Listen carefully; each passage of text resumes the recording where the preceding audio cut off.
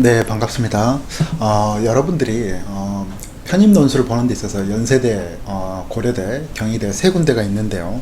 여러분들이 논술 전형에 대해서 논술 자체도 어려워하지만 나름대로 그 편입 요강 자체에서 논술 전형이 어떻게 이루어지는지 좀 어려워하는 부분도 있고 또 이해를 쉽게 못하는 경우도 있기 때문에 한 8분에서 한 10분 정도로 간단하게 핵심적인 부분만 어떻게 논술 전형을 이루어지고 있는지 그 첫 번째로 먼저 연세대 편입 논술 설명을 한번 보도록 하겠습니다.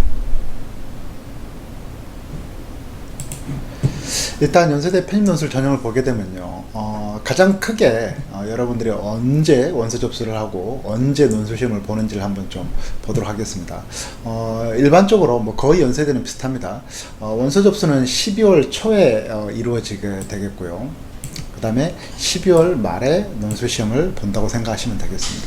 일반적으로 거의 뭐 시험이 12월 말인데 한 크리스마스 바로 이전 뭐 이 정도 됐던 것 같아요. 그래서 뭐 그냥 간단하게 12월 달에 다가오면 12월 초에는 원서 접수를 해야 되고 12월 말에 논술 시험을 보는구나, 이렇게 이해를 해주시면 될 것 같습니다. 크게 네 부분으로 나눠서 한번 설명을 해드릴 텐데요. 단계별 전형, 이거에 대해서 말씀드리고요. 그 다음에 공인영어는 어떻게 적용이 되는지, 그 다음에 연세대만의 특징은 뭐가 있는지, 그 다음에 논술 시험의 개략적인 이해, 이거에 대해서 좀 말씀을 드리도록 하겠습니다. 먼저 연세대 시험 시간은요 120분입니다. 2시간이죠. 그래서 이것도 여러분들이 전반적으로 좀 참고를 한 의미에서 이해를 해주시면 될 것 같고요. 연세대는 단계별 전형인데 2단계 전형입니다. 1단계에서는 논술 100%를 해서 세배수를 뽑습니다. 이 세배수는 정확하게 세배수는 아니고요. 세배수 내외이니까 뭐 대략적으로 뽑는 인원수 정원에 곱하기 3 정도를 여러분들이 산정을 해두고 이해를 해주시면 되겠습니다. 다음으로 2단계에서는 논술 100점과 그 다음에 서류 면접 50점, 합의 최종 점수 150점을 통해서 선발을 하게 된다고 보시면 될 것 같습니다.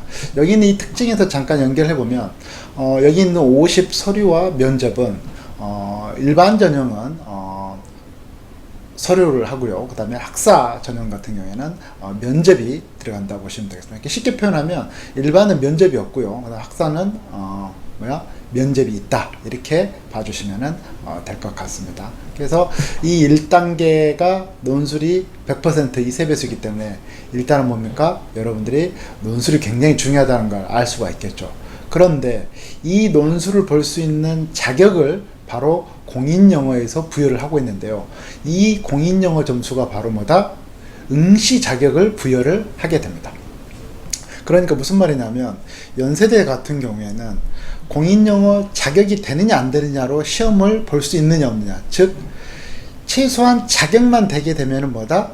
누구든지 논술을 볼 수 있다, 이렇게 된다는 겁니다. 그리고 2단계 최종 점수에 영어 점수가 반영이 된다 안 된다? 안 된다는 겁니다. 그래서 자격만 되면은 충분히 우리가 연세대를 볼 수 있다. 그래서 자격 기준은 예를 들면 제가 이렇게 토익이 700점에서 800점을 하겠는데 가장 낮은 자격을 부여하는 과 같은 경우는 700점도 있고요.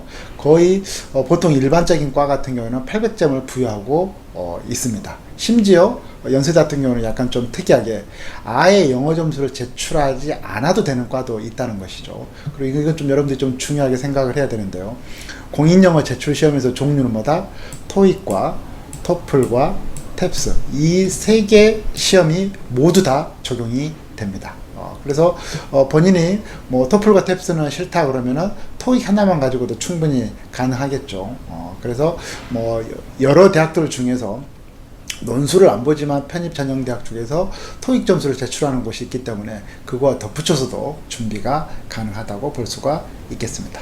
그러면 좀 더 세부적인 한번 특징을 한번 보도록 하겠습니다. 아까 여기 공인영어에서 영어 점수를 아예 제출하지 않아도 되는 학과가 있다고 그랬는데요. 그 대표적인 학과가 이런 과들입니다. 국문과, 중문과, 불문과, 사학과, 철학과, 신학과, 문화인류학과.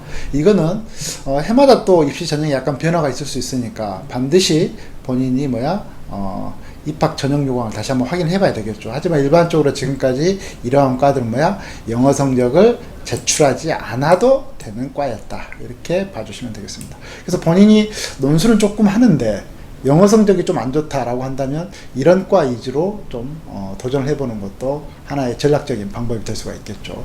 그 다음에 또 특이한 게 뭐냐면 연세대는 상경계열의 경제학과와 응용통계학과는 논술을 보지 않습니다. 대신 뭘 본다? 전공 필기를 봅니다. 근데 또 특이한 게 같은 상경계열의 부류에 속하는 경영학과는 뭐야? 사회 논술을 봐야 됩니다.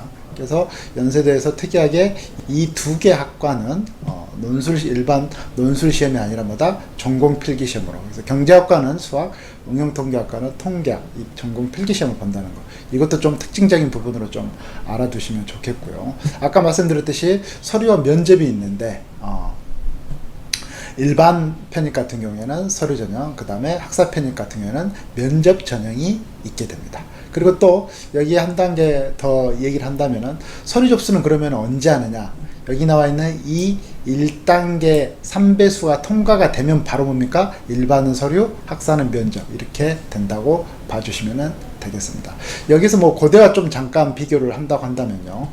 고대 같은 경우에는 경제학과도 뭐야? 논술을 봅니다. 그 다음에 고대는 1단계가 연대는 1단계가 통과하고 나서 서류를 내는데 고대는 원서 접수할 때부터 서류를 제출을 해야 된다. 이게 또 연대와 고대 이 두 대학을 좀 비교하는 데서 굉장히 좀 큰 특징이 될 수 있을 것 같고요. 그 다음에 여기 공인용어도 좀 고대와 비교해서 얘기하자면은 연세대 같은 경우는 토익, 토플, 탭스가 다 가능한데 고려대 같은 경우에는 토익을 제외를 시킵니다. 그래서 토익을 준비하게 되면은 연세대 논술 전형은 지원이 가능하지만 고대는 불가능하다. 뭐 이런 것도 여러분들이 조금 디테일한 부분에서 어떻게 차이가 나는지 좀 생각을 해야 될 것 같고요. 그 다음에 이제 가장 중요한 이제 논술 부분입니다. 연세대 논술은 아까 말씀드렸듯이 시간은 120분, 2시간인데요. 실제 2시간이면 넉넉할 것처럼 보이지만 막상 연세대 1200자를 쓰기 위해서는 시간이 그렇게 넉넉한 편은 아닙니다. 물론 대학 입장에서는 넉넉하다고 주긴 했지만 실제 여러분들이 논술 실력이 아주 월등하게 뛰어나지 않기 때문에 120분도 약간 버거울 수 있는데요. 실제로 여러분들이 조금 효율적으로 시험을 봐야 된다는 걸 준비하면서 아마 많이 느낄 겁니다. 일단 구분을 하자면 연세대는 인문 논술과 사회 논술로 나눠지게 됩니다. 그래서 일반적으로 우리 대학생들이 생각하는 문과 계열을 두 개로 나누면 인문 사회로 나눌 수 있겠죠. 그래서 특히 사회 계열 같은 경우에는 아까 말씀드렸던 뭐 경영이라든가 혹은 뭐 사회과학 계열 같은 뭐 정치외교, 그다음 뭐 신문방송, 뭐 이런 언론 관련되는 학과 다 해당되겠죠. 그 다음에 인문 같은 경우에는 그 외에 나머지 과라고 보시면 됩니다. 참고로 해서 좀 강조해서 말씀드리자면 인문과 사회는 실제 최종적인 주제가 방향성이 여기는 인문, 그 다음 여기는 사회라는 거는 약간 좀 다른 부분이지만 우리가 논술을 준비하는 데 있어 가지고 인문 논술과 사회 논술을 굳이 구분해서 준비할 필요는 없습니다. 즉 사회 준비하시는 분도 인문 논술을 다 풀어보셔야 되고요. 인문 논술 준비하시는 분도 사회 논술을 다 준비하셔야 됩니다. 특히 연세대 같은 경우는 입학처에서 연세대 그 다면사고용 평가용 문제는 인문과 사회가 시간상의 제약 때문에 구분하는 거지 실질적으로 인문에도 사회 계열의 제시문이 들어가고 사회 논술에도 인문 계열의 제시문이 들어가기 때문에 준비하는 수험생 입장에서는 두 개를 구분하지 않고 문제를 다 풀어달라라고 10년이 넘도록 계속 강조를 하고 있습니다. 몇몇 편입학원들에서는 인문과 사회를 아주 그냥 전문적이다 해서 구분하고 있는데 그렇게 됐을 경우에는 절반의 문제, 기출문제를 갖다 풀지 않고 시험장에 가는 거와 똑같고요. 그 다음에 편입에 또 굉장히 또 중요한 포인트가 뭐냐면 어느 특정 학과는 어느 특정 해에 또 뽑지 않는 경우가 있습니다. 그래서 본인이 인문논술로 어느 특정 학과를 지원하기 위해서 준비를 했는데 갑자기 그 과가 인원을 뽑지 않는다라고 했을 경우에는 다른 과를 선택을 해야 되는데 그 과가 사회였을 경우에는 또 이게 지금까지 인문만 배워왔으면 이게 문제가 될 수가 있죠. 그래서 그러면 갑자기 어느 특정 본인이 지원하고자 하는 과가 뽑는 인원이 없었을 경우를 대비해서라도 인문과 사회를 크게 구분하는 게 의미는 없다. 그래서 준비한 입장에서는 인문과 사회 모든 문제를 다 풀어보셔야 됩니다. 또 특징적인 부분은 뭐다? 영어 제시문과 통계자라고 나오는데 이것도 여러분들이 좀 유념을 해줘야 됩니다. 영어 제시문은 영어 실력을 판단하고자 하는 목적이 아니기 때문에 영어에 대해서 너무나 두려움을 느낄 필요가 없습니다. 쉽게 표현한다면 연세대 공인영어 점수 기준이 700, 800점 정도만 된다고 한다면 영어 제시문은 크게 여러분들이 뭐 여기에서 변별력이 될 수 있다 이렇게 볼 필요는 없을 것 같고요. 통계 자료도 무슨 수학적 이런 게 아니라 일반 우리 인문사회과학에서 나름대로 과학적 접근 방법인 표 그래프 이런 정도 수준이기 때문에 너무나 뭐 두려워할 필요는 없겠습니다. 그리고 전체적인 문제 유형은 뭐야? 두 문제 세트형이 되겠습니다. 두 문제 세팅이라는 거는 1번 문제는 요약형, 2번 문제는 자기주장형이라는 거죠. 그리고 연세대 이제 특징이 1번과 2번에서 세부적인 문항이 가능합니다. 즉 1-1, 1-2, 2-1, 2-2 이렇게 될 수도 있고 아니면 그냥 1번, 2번 이렇게 나올 수도 있다는 겁니다. 그래서 여러분들이 전체적으로 연세대 편입 논술 전형이 이런 형태로 좀 구성이 돼 있다. 그리고 제가 참고적으로 고대와 좀 비교해서 얘기를 했는데요. 그것도 여러분들이 잘 고려해서 이해를 해주시면 되겠습니다. 그러면 어떻게 연세대 논술 문제가 구체적으로 나오는지 이것도 한번 살펴보도록 하겠습니다.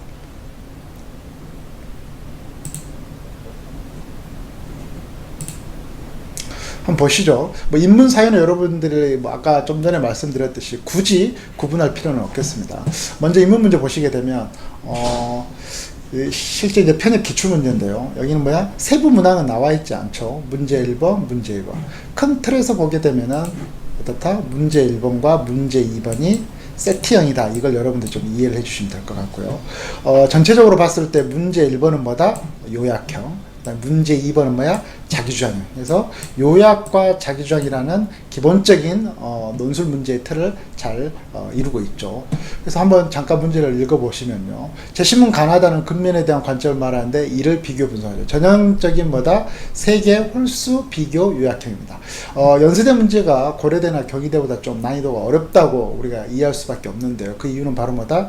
비교가 짝수 비교가 아니라 이렇게 가나다 홀수 비교이기 때문에 난이도가 굉장히 타 대학에 비해서 어렵다. 이것만 여러분들 좀 체크를 해주시면 될 것 같고요. 문제 2번 보시게 되면 라와 마는 권위에 대한 관점이다. 이에 대한 논지를 분석하고 논제가 하나 나와 있고요. 두 제시문의 공통점과 차이점을 기술하시오. 이렇게 나와 있습니다.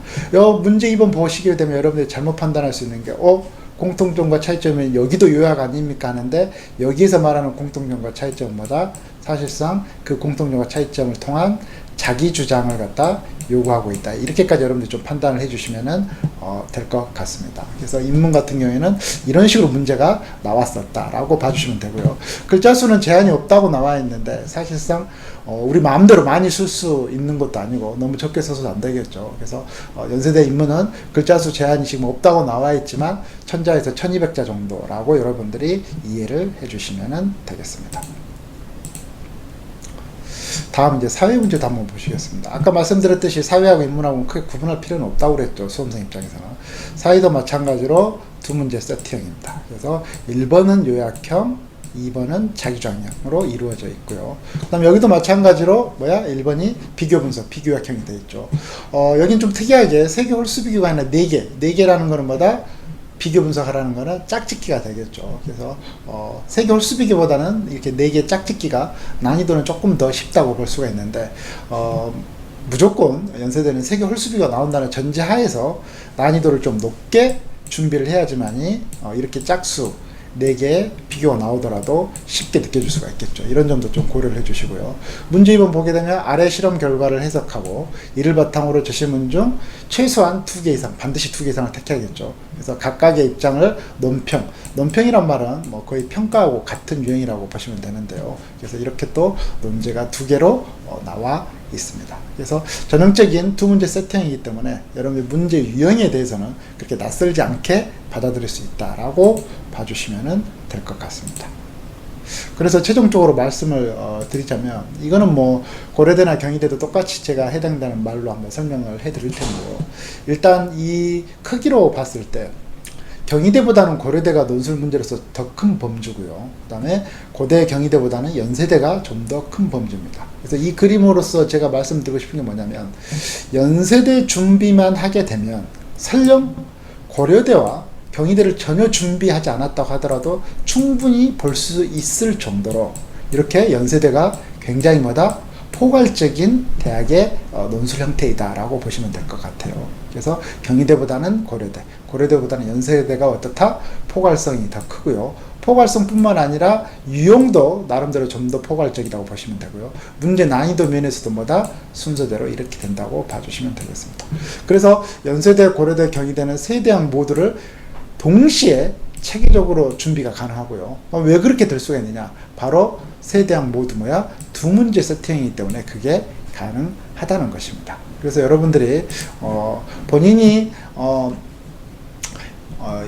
연고대와 경희대 중간에 끼어있는 대학이면 연고대만 봐야 되겠지만 본인이 경희대 이하의 대학이었을 경우에는 영어 종류만 나름대로 특별히 뭐 문제가 되지 않는다고 한다면 연대, 고대, 경희대 세 대학을 다 준비하는 게 충분히 가능하다는 것도 여러분들이 조금 포인트로 삼아 주시면 되겠습니다.